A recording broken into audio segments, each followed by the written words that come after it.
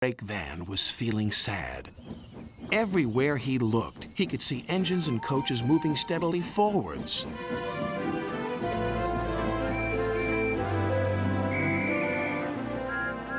They all looked confident and cheerful.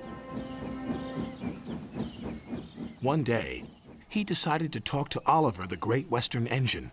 I'm always going backwards, Mr. Oliver. I have forward-thinking views. I could be a leader, if you know what I mean. You can't be a leader without a train to follow. You don't have a train, Gordon said. Toad felt sadder still. Oliver wanted to help. You're a very useful brake van, Toad. You help me brake, and you keep my freight cars in order when we go down hills. I know, Mr. Oliver, but it would be so exciting to go forwards for a change instead of always seeing things sliding away from me. The freight cars were cross with Toad. Who's he to start complaining? He's lucky to be able to look after us. Let's teach him a lesson.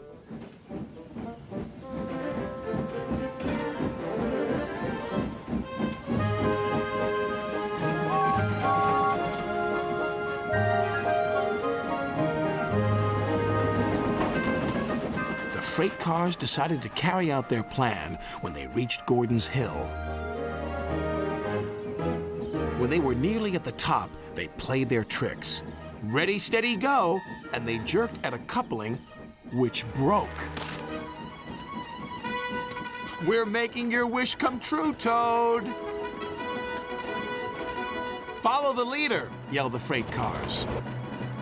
Toad was still in a state of shock, so he didn't know what to think, and he couldn't ask the conductor. He had jumped clear.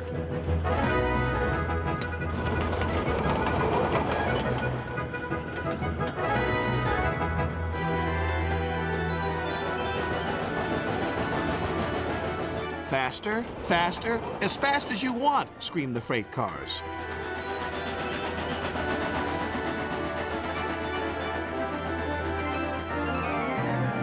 Suddenly, Toad found it fun, but the fun was soon over. A crossing lay ahead and the gates were closed. Toad couldn't stop. Worse still, Toad now realized he was on the wrong track. There ahead was Gordon. The signalman changed the points just in time.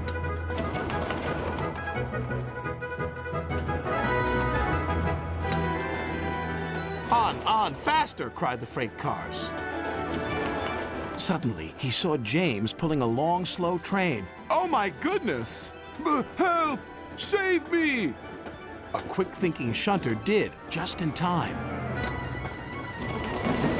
What was that? Exclaimed James. The signalman warned the station master at the next station. There's a runaway coming. We'll send him into the sidings. Help! Help! Called Toad again. Toad saw some buffers. Those'll stop me! But the points to the buffers weren't set. No! I'm back on the main line!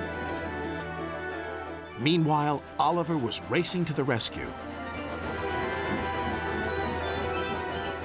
I must catch Toad. I must! Toad sped past Henry. More danger lay ahead. Men were working on a bridge, but they had been warned about the runaway Toad and his freight cars.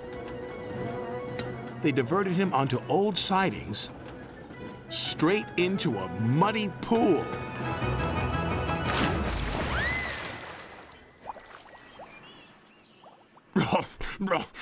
Stopped at last.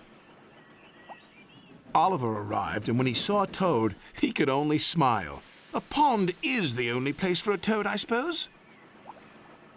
That night, Toad spoke to Oliver. I'm sorry, Mr. Oliver, if I caused you any embarrassment. That's all right, Toad. So what do you think of going forwards?